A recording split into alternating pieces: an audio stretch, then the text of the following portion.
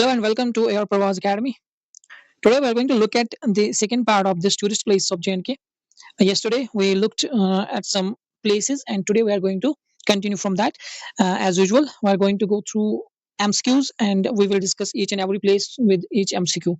So let's start this today's video, and if you're not subscribed so far, as usual, the request would be to subscribe to the channel and share with the needy or share with your friends. Let's start. Here is the first question today that we're going to look at. The first question says, which is the smallest Mughal garden in Kashmir? So, in the last lecture, I told you about the largest Mughal garden in the Kashmir. I hope you remember that. If you know, please comment your answer. So, as of now, I'm going to tell you which is the smallest Mughal garden in Kashmir. So, smallest Mughal garden in Kashmir is Chashme Shahi. This Chashme Shahi is the smallest Mughal garden that is in the Kashmir Valley. Okay, this Chashme Shahi was built in 1632. This was during the reign of Shah Jahan. During the reign of Shah Jahan in 1632 AD. So remember this fact. And at this time, the governor here in the Kashmir, who was actually the ruler, so the governor was Ali Mardan Khan. So this is sometimes Ali Mardan Khan. So sometimes the credit of developing this garden is given to Ali Mardan Khan. So remember this name, Ali Mardan Khan, who was the governor at that time, but the ruler was Shah Jahan. And also remember one more thing, that this garden was developed, or this garden was carved for Dara Shikoh. This was given as a gift to Dara Shikoh. Dara Shikoh was the son of Shah Jahan. You can say son of Shah Jahan, or you can say the brother of Aurangzeb. So remember these factors; these are very important. At the same time, now you know that this is the smallest Mughal garden in Kashmir, and this is famous for its architectural design और architectural charm.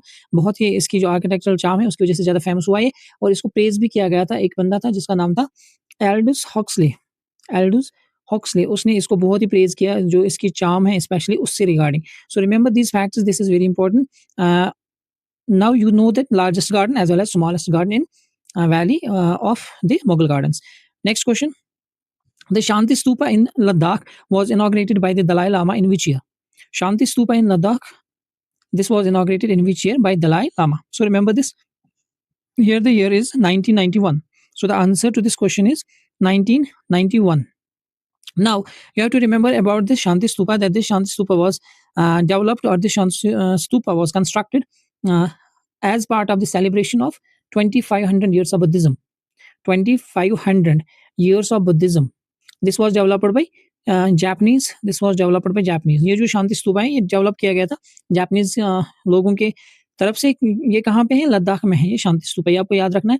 Japanese लोगों ने इसको develop किया था क्योंकि उस time पे 2500 years of Buddhism जो है कंप्लीट हो रहे थे 1990s में, और 1991 में इसको इनॉग्रेट किया गया था दलाई लामा के जरिए.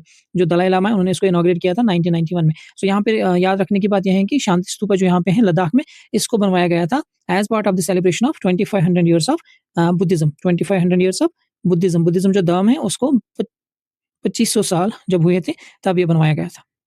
Next, Sonmarg receives the highest rainfall in J&K and is situated on the banks of. Now you have to find out जो सोनमर्ग है वो कौन सी रिवर के बैंक पे सिचुएटेड है. जहाँ पे एक और फैक्ट जो आपको यहाँ पे याद रखना पड़ेगा कि सोनमर्ग में ही J&K में सबसे ज्यादा बारिश होती है. हाईएस्ट रेनफॉल यहाँ पे होती है सोनमर्ग में. ये फैक्ट भी याद रखेंगे इसके साथ साथ.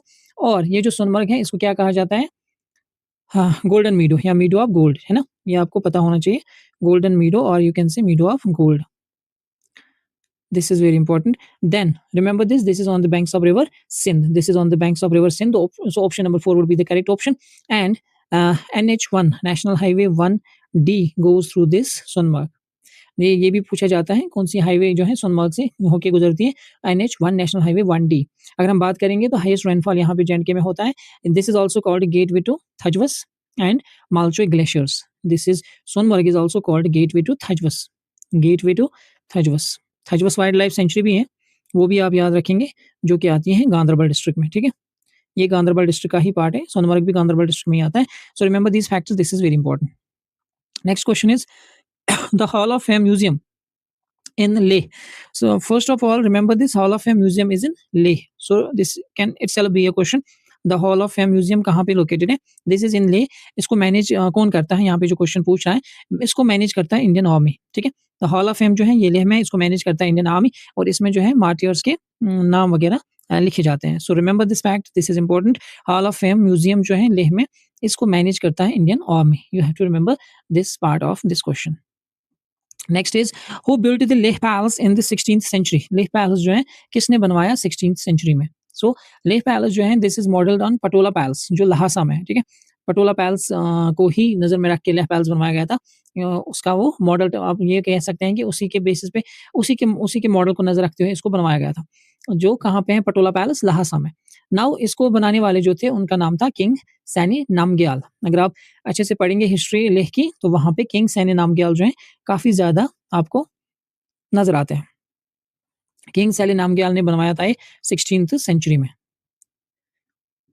16th सेंचुरी में बनवाया था सैनी नामग्याल ने आपका लेह पैलेस। और ये Leh palace this is modelled on Potala palace. Potala palace कहाँ पे आता है, लहासा में। Potala palace Lhasa. So remember this as well. Next, Bhaderwah is famously known as. Bhaderwah काफ़ी इंपॉर्टेंट प्लेस है, कल से हमने इसके बारे में बहुत सी चीज़ें सीखी। आज एक और चीज़ यहाँ पे आपको देखने को मिलेगा, भदरवा को क्या कहा जाता है। भदरवा को कहा जाता है छोटा कश्मीर या मिनी कश्मीर, जो मैंने आपको कल भी शायद बोला था। So remember this fact, Bhaderwah is also known as mini Kashmir. Bhaderwah को ही कल मैंने बोला था, इसको कहा जाता है land of snakes, land of snakes. और भदरवा में एक मीडो है, उसका नाम है सियोज मीडोज, सियोज मीडोज। इनके लिए भी कल मैंने एक नाम बोला था, इनको हम क्या बोलते हैं वो आप मुझे कमेंट्स में बता देंगे, ठीक है। सियोज meadows, okay. So remember this, meadow of gold हमने अभी बोला, ये किसको कहा जाता है, सोनामर्ग को, है ना। Land of sapphire, land of sapphire and land of sapphire किसको कहा जाता है, this is Padar area of Kishtwar, Padar area of Kishtwar. Land of sapphire आपका किश्तवाड़ में आता है, Padar area. And valley of shepherds किसको कहा जाता है, वैली ऑफ शेफर्ड्स आपका आता है जिसको हम बोलते हैं पहलगाम को कहा जाता है, वैली ऑफ शेफर्ड्स। पहलगाम को क्या कहा जाता है, valley of shepherds. So the question here was actually Bhaderwah. So Bhaderwah is known as mini Kashmir और यू कैन से छोटा कश्मीर। नेक्स्ट क्वेश्चन की ओर बढ़ते हैं। The octagonal structure at Verinag Spring was built by. So now discussing about Verinag, if we can remember the facts, that is, first of all, you have to remember that this octagonal structure that was built here, this was built by Emperor Jahangir. This was built by Emperor Jahangir. Octagonal structure built here was Jahangir in 1620 AD. Then after that the garden was laid out here. जो यहाँ पे garden है वो बाद में बनवाया गया था, and that garden जो यहाँ पे वो बनाया था शाहजहां ने। तो ये बात पहले आपको याद होनी चाहिए। ऑक्टागोनल स्ट्रक्चर जो चश्मे का है यहाँ पे स्प्रिंग का, वो बनवाया था 1620 में, किसने, जहांगीर ने। उसके बाद जो यहाँ पे गार्डन लगवाया था वो लगवाया था शाहजहां ने। Remember these facts. नाउ एक और चीज, ये जो वेरीनाग है बहुत इंपॉर्टेंट किसके लिए, जहलम के लिए, क्योंकि इसको कंसिडर किया जाता है, जो वेरीनाग है आपका जहलम का मेन सोर्स, यही कंसिडर किया जाता है। This is also important. Jhelum का दूसरा नाम क्या है, वितस्ता, वितस्ता या वेथ जिसको हम बोलते हैं कश्मीरी में, या हाइडेस्पस जिसको बोला जाता है ग्रीक में। So you have to remember all these things. Akbar की अगर मैं बात करूं, अकबर जो है 1586 में 1586 में यहाँ पे जो है मुगल्स का रूल शुरू हो जाता है। और अकबर पहली बार आए थे 1589 में, उन्होंने विजिट किया था कश्मीर का। ये पूछा जाता है, ये क्वेश्चन कई बार आ चुका है कि 1589 में, ठीक है, कश्मीर में अकबर का पहला विजिट कब हुआ था, 1589 में। और यहाँ पे जो मुगल्स का रूल स्टार्ट कब हुआ था, 1586 में। ओके, मुगल्स ने किनको हरा के यहाँ पे रूल करना स्टार्ट किया था, वो आएगी आपकी चक डायनास्टी। किसको, चक डायनास्टी, जिसके फाउंडर कौन थे, गाजी चक। इस डायनास्टी के फाउंडर थे गाजी चक, गाजी चक, चक डायनास्टी के फाउंडर थे। और लास्ट रूलर कौन था, जो इस चक डायनास्टी का जो रूलर था, जिनकी मौत फिर कहाँ होती है, बिहार में, वो कौन थे, वो आप मुझे कमेंट में बता देंगे। Next, Alchi monastery is famous for. Alchi monastery के बारे में मैंने आपको कल भी कहा था, और आज फिर से थोड़ा सा इसको रिवाइज करेंगे क्योंकि ये इंपॉर्टेंट है। यहाँ पे फिर से क्वेश्चन आया है। आलची मोनास्ट्री जो है ये सबसे ओल्डेस्ट मोनास्ट्री है, ये हमारे जो आप देखेंगे लेह लद्दाख का रीजन है जो हमारा, वहाँ पे ये ओल्डेस्ट मोनास्ट्री, सबसे पहले ये याद रखना है, ओल्डेस्ट मोनास्ट्री कौन सी है, आलची, ओल्डेस्ट मोनास्ट्री है यहाँ पे। दूसरा, यहाँ पे मैंने कल भी आपको बताया था कि यहाँ पे क्या है, हिंदू कश्मीरी मूरल्स हैं, हिंदू कश्मीरी मूरल्स। वो क्या होते हैं, Hindu Kashmiri murals, murals are a type of painting, ठीक है। तो ये बात याद रखना, हिंदू कश्मीरी मूरल्स यहाँ पे पाए जाते हैं। और ये किसने बनवाई थी, ये बनवाई थी रिनचेन जोंगपो, रिनचेन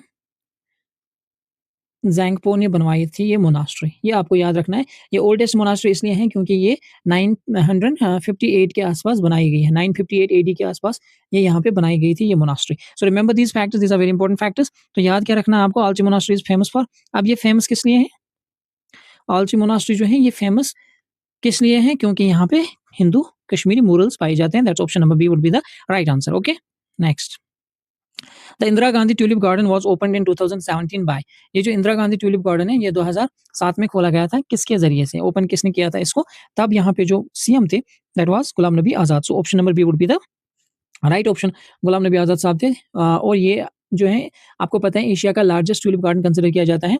अगर इसकी हम बात करेंगे तो यहाँ पे कुछ 30 एकर्स ज़मीन इसके अंदर है। एशिया का लार्जेस्ट ट्यूलिप गार्डन है ये आपको याद रखना है। इसका पूरा नाम है इंदिरा गांधी ट्यूलिप गार्डन। अगर हम लोकल नेम की बात करेंगे तो इसको लोकल में क्या कहते हैं? सिराज बाग। सिराज बाग भी इसी को कहा जाता है। और यहाँ पे जो ये ट्यूलिप्स हैं ये कहाँ से लाए गए ये कहाँ से लाए जाते हैं? ये ट्यूलिप्स के बारे में अगर आप थोड़ा-सा पढ़ेंगे तो ये यहाँ पे नीदरलैंड से लाए जाते हैं। प्लांट सैपलिंग्स वगैरह जो हैं या आप बोल सकते हैं सीड्स वगैरह ये नीदरलैंड से आते हैं। ये चीज़ें आपको याद रखनी है। हर साल यहाँ पे ट्यूलिप फेस्टिवल होता है जब 15 दिनों के लिए ट्यूलिप गार्डन्स ओपन किए जाते हैं, वो भी याद रखेंगे। Next. Next question is Patan दा तालाब। पटन दा तालाब जो है इसके बारे में आपको क्वेश्चन इसने पूछा है कि is the distorted original name of which tourist destination? Patan दा तालाब किस टूरिस्ट डेस्टिनेशन का ओरिजिनल नेम है? सो this is your Patni top. That's option number A would be the correct option. Patni top को ही पटन दा तालाब कहा जाता है। पटन दा तालाब का मतलब है पॉन्ड ऑफ प्रिंसेस। इसका अगर आप देखेंगे लिटरल मीनिंग वो निकल के आता है pond of princess. Pond of princess Patan दा तालाब। एक और बात ये आपको याद रखनी है, ये कौन से डिस्ट्रिक्ट में आता है पटनी टॉप? ये आता है आपका उधमपुर डिस्ट्रिक्ट में। उधमपुर डिस्ट्रिक्ट में आता है, ये भी याद रखेंगे, इंपॉर्टेंट है। और इसके साथ-साथ शिवालिक बेल्ट का हिस्सा है ये। ये आपका पीर पंजाल वाला रीजन नहीं है बल्कि शिवालिक बेल्ट का हिस्सा है। So keep these facts in your mind, these are important. Okay, so these are important factors that you have to remember. So we have come to the end. This was question number 20. No, we have certain more questions. So question number 21 is which valley is known as the valley of sun, snow and silence? Now this is very important question. Which valley is known as valley of sun, snow and silence? So remember that the Suru valley is known as valley of sun, snow and silence. This is your Suru valley. This is your Suru valley, that is part of Ladakh actually. इसी को कहा जाता है valley of sun, snow and silence. So if you remember this triple S, valley of triple S is from S, that is Suru valley. So this is very important, remember this fact as well. अगर मैं Nubra valley की बात करूं तो Nubra valley में क्या होता है? यहाँ पे आपका नुब्रा और श्योक रिवर्स का मिलन होता है। नुब्रा वैली जो है this is the Confluence of Nubra and Shyok reverse. Nubra and Shyok reverse. अगर आपको याद रखना है नुब्रा और श्योक जो दोनों हैं these both are the tributaries of Indus. These both are the tributaries of Indus. So remember these factors. Aru valley आपकी कहाँ पे आती है? पहलगाम रीजन में। और बेता वैली ये भी आपका पहलगाम रीजन का ही है। नेक्स्ट, नूरी छम waterfall is located in which district? ये क्वेश्चन भी ऑब्वियसली एसएसबी ने कई बार पूछा हुआ है। नूरी छम जो आपका है ये आता है आपका पुंछ वाले एरिया में, ठीक है, पुंछ वाले एरिया में यानी कि पुंछ डिस्ट्रिक्ट में आता है। This is also named after Mughal queen that is Noorjahan. ये काफी ये हिस्ट्री में बताया जाता है कि नूरजहां जब यहाँ पे आती थी तो वो वहां जाके मतलब वही बात लेती थी, इसीलिए इसका नाम पड़ गया फिर Noori Chhamb. So this is also related to Noor Jahan that is wife of Jahangir. So remember this as well. Rajouri में क्या पाया जाता है? अगर आप याद रखना चाहेंगे तो रखिए, राजौरी में कालाकोट का जो एरिया है वहाँ पे सबसे ज़्यादा कोल पाए जाते हैं। कालाकोट एरिया, कालाकोट रीजन, ठीक है। दोड़ा में हमने देखा भद्रवाह जो कि बहुत इंपॉर्टेंट रीजन है, वो आपको याद रखना है। किश्तवाड़ में मैंने अभी आपको बताया वहाँ पे सफ़ायर जो है बहुत ज़्यादा मिलता है, ठीक है, पडर एरिया में। Next question, which Mughal garden has 12 terraces representing the zodiac science? ये मैंने आपको कल पढ़ाया, इसका आप मुझे कमेंट बॉक्स में ज़रूर आंसर करिए। मैंने आपको कल ही पढ़ाया था कि कौन सा मुगल गार्डन्स के पास कौन से मुगल गार्डन्स को 12 टेरेसेस में बनवाया गया और वो 12 टेरेसेस 12 ज़ोडिएक साइंस को रिप्रेजेंट करते हैं। तो कमेंट में ज़रूर बताएं। Turtuk is the last village on the Indian side of the LOC in which sector? This is important. जो है तुरपुक ये लास्ट विलेज कंसिडर किया जाता है इंडियन साइड से, और ये कौन से सेक्टर में आता है? ये आपका नुब्रा जो है ना, नुब्रा वैली का सेक्टर, ये Nubra side, Nubra valley side, वहाँ पे है ये तुरपुक विलेज जो कि लास्ट विलेज है, जो कि एलओसी से पहले इंडियन सेक्टर में आता है।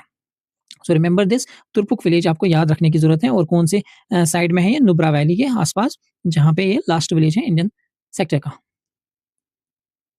Who described चश्मे शाही as architecturally the most charming of the gardens near Srinagar? ये क्वेश्चन मैंने सबसे पहले आज डिस्कस किया था कि किसी बंदे ने उसके आर्किटेक्चरल डिज़ाइन को काफ़ी ज़्यादा तारीफ़ की थी, चश्मे शाही जो हमने आज सबसे पहला क्वेश्चन किया। सो यहाँ पे भी आपको वही इसका आंसर आएगा, और वो मैंने किसका नाम लिया था वहाँ पे, वो आप मुझे कमेंट में बता दीजिए क्योंकि मैंने वहाँ पे बोला भी था। There was someone who has described it as architecturally the most charming of the gardens near Srinagar, that is Aldous Huxley. Aldous Huxley ने ही इसका ये तारीफ किया है। और ये जो चश्मे-शाही है, this is the smallest of the Mughal gardens in Srinagar. So remember these facts, these are important. Thank you for watching. अगर आपने यहाँ तक पूरा देख ही लिया है तो अपने दोस्तों के साथ शेयर ज़रूर करें। इसकी पीडीएफ आपको मेरे टेलीग्राम चैनल पे मिलेगी। हालाँकि अभी मैंने टेलीग्राम चैनल पे कोई पीडीएफ अपलोड नहीं की है, but I am surely going to upload these all PDFs there. So अगर आप जुड़ना चाहेंगे, आप जुड़ सकते हैं। इस वीडियो के डिस्क्रिप्शन में आपका लिंक मिल जाएगा ये टेलीग्राम का, वहाँ पे आप जुड़ सकते हैं। Thank you for watching. और जो बची-कुची अब टूरिस्ट डेस्टिनेशंस बची हैं, वो कल हम डिस्कस करेंगे मिसलेनियस में।